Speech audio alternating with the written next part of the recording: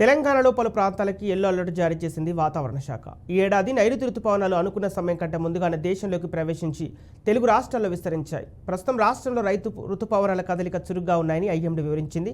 రాబోయే 5 రోజులు భారీ నుంచి అతి భారీ వర్షాలు కురిసే అవకాశం ఉందని తెలిపింది.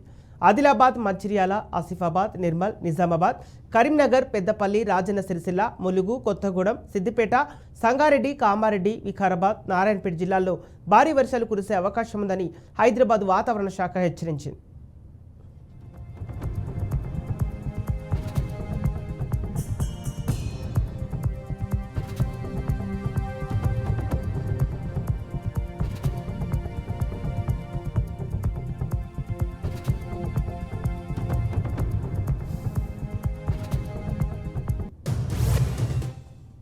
ఆయా జిల్లాలకు ఎల్లో అలర్ట్ జారీ చేశారు. ప్రజలు అప్రమత్తంగా ఉండాలని, అత్యవసర పరిస్థితి అయితేనే బయటకు వెళ్లాలని సూచించింది.